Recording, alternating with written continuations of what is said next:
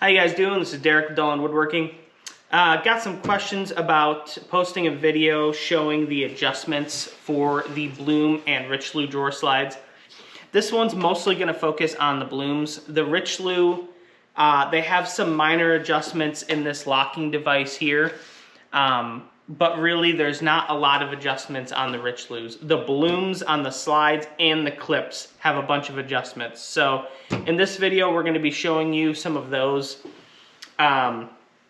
Here we have a different style locking device. Now there's two different styles here. This is the main one. There's really only one adjustment with this, and this is sliding this plastic piece, which moves the drawer, if you're looking at it face on, moves the drawer up or down or like that. This one has a few more adjustments, having this wheel here that has a little bit more. So we're gonna throw this on here for now. And yeah, let's go about it. So I like to pre-drill these holes to make sure it does not crack that piece, because it is very, very thin. I use a longer bit to just kind of get in there.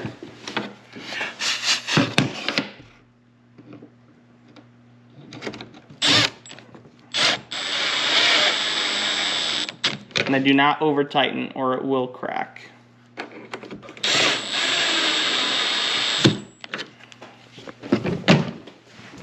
I also try to drill as high up as I can in this circle. I try not to angle down because that will cause it to crack.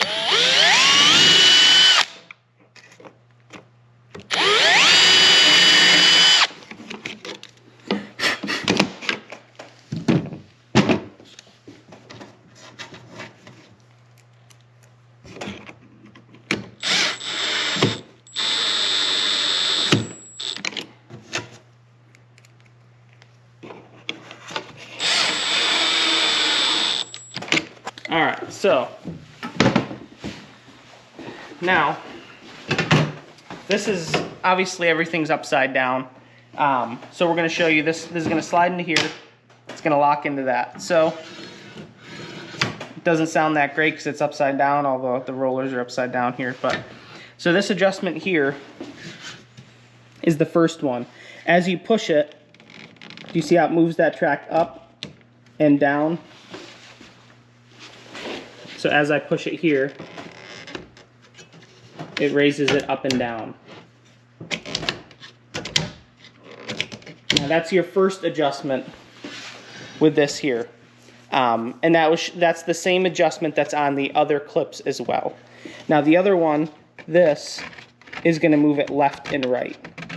Now, I don't know if you can see the gap here between the slide and the edge of the drawer, but as I move it, that gap gets smaller or wider. Now, those are pretty fine-tuned adjustments. Who knows if you'll really need to make some of those, but obviously it's nice to have the ability to move it if something's a little funky. I've had it to where the drawer kind of goes in and one side of the drawer won't push all the way in. Sometimes it's that, sometimes the whole drawer is kind of tweaked a little bit, and maybe you can adjust it a little bit and make it so it closes without getting back and changing the back brackets. So that's some of the adjustments on these front pieces. We'll maybe go over them again briefly later in this video when they are installed onto a drawer, or actually like into a cabinet. So we'll do a quick recap video on how to put these slides in the cabinet. If you're really curious about the in-depth video of how to install these slides, that's later or earlier on in my videos. I want to say it was probably 20 videos ago or something like that. We go into detail of how to install these and we compare them to the Richelieu drawer slides. So yeah, and then obviously the same thing, how to release them. Push this button. It's going to release same way with these ones as well. So let's throw these into a cabinet and we'll take it from there. Another adjustment to note, right on the slides, on the back of these right here. Now, there's this little tab on each one that goes into the hole that you drilled in the back of your drawer, which is right over here. We did the groove. This is in one of my other videos. And then you got the hole right there. And so back here on this mark here, as you move this tab, it raises this tab up and down. So that's another adjustment there. And what that's going to do is obviously lift and lower that back corner of the drawer. And you can do that with really both corners. So if something is a little wacky, you can fix that. Another thing to note, which is something that I didn't know at first, is you're looking at it the correct way. This is the right drawer slide. This here is called the flagship drawer slide. Now this one is the main one that is actually adjustable back here as well. Now there's this tiny little wheel, and it's only on the right drawer slide. And as you adjust it, you can move it left and right. So if something needs to kind of pivot to the right, pivot to the left, you can do it with the back of the right drawer slide. So it moves. There's not a ton of room for it to move, but it moves a decent amount. So that's another adjustment to note here. We're about to throw these in this cabinet, and yeah, we'll see how we do. Alright, so first we'll throw these brackets on them. So since my face frame here has like a area behind it that's not all flush here. If it was all flush, you could just screw through the sides there and mount it flat to the side of the cabinet. But since it's not, we use these back brackets, pop them in that groove on the bottom that has about two inches of play, depending on how deep your cabinet is. I put them on about 1/8 of an inch down. If anything, I'd rather overdraw in than it not be pulling it in enough.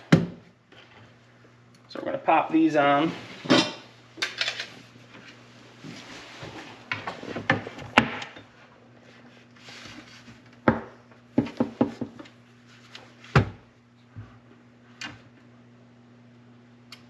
This one's always the harder one because I am right-handed.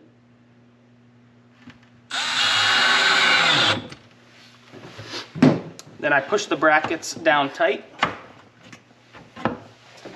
And then I'm going to let the drawer down really slow. You want to really make sure that you don't bump the face of your cabinet.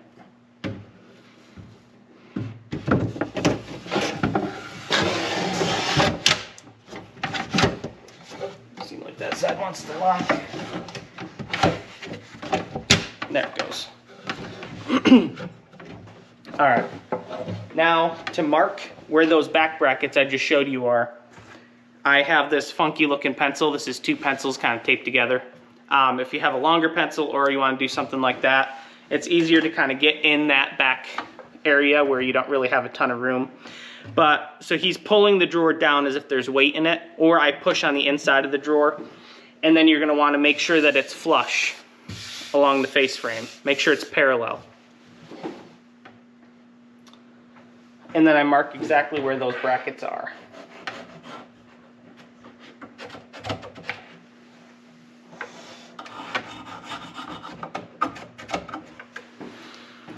Then we pull the drawer right back out.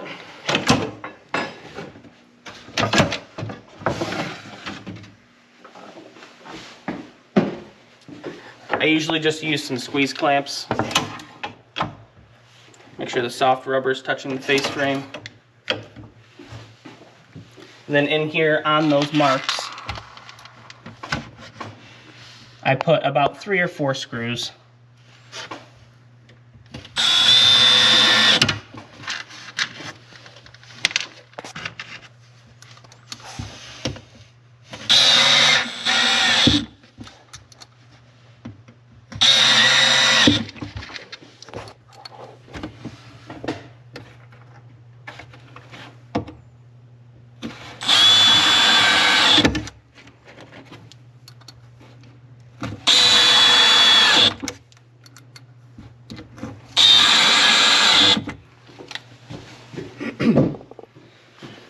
And then those slides are installed. And then we'll do the top ones, pop them all in and see how they look. Get in there and mark these.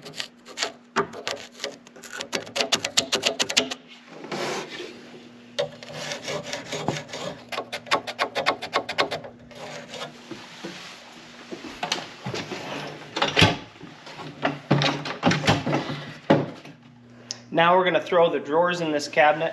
One of the best ways I've found to do it, I like to pull the slides out a little bit, and then you let those back grooves kind of pop over the slides. They kind of lock in. I pull them out and I kind of pull this little plastic tab towards the front. Make sure that it is locked completely. Sometimes it doesn't lock all the way.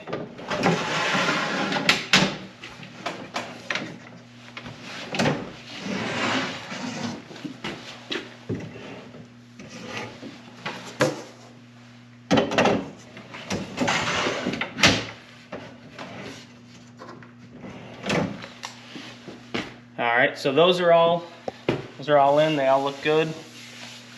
They look pretty flat. Nothing looks funky or strange or anything like that. So I'm gonna pull it out. You're gonna be able to see this adjustment here. See if we can get it to the point where you can see it. I'll push this in, and then you can see how that's much of a gap there. And then if I pull that back out, it sits down more. So that's a way to raise the front up, or to raise one side up or the other side up. That is one way to do it, is with these little plastic tabs here. Little different view here. This plastic tab that you're pushing towards the cabinet. You got to kind of push it in and then over. Raises it up, lowers it down. So that's one of the adjustments there if needed. And then we'll take a look at this drawer here. This had the different locking devices on it.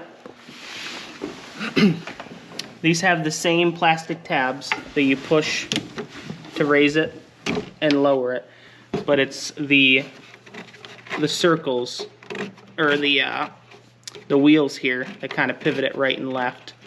So I can actually visually see it getting closer to the drawer slide here.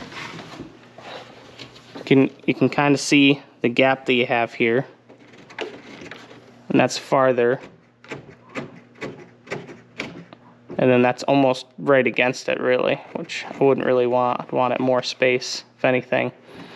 But yeah, so that'll show you that you can either go left or right with that adjustment. And then don't forget the adjustments we had on the right slide in the back also pivots it left and right if needed. Another thing to note on these is, let me grab a pair of slides real quick. There's also something else that they sell that attaches to these slides. Now, let's set them up right and left here. If you're doing a large, like 40-inch drawer or 36-inch drawer or something like that, I believe that goes in here.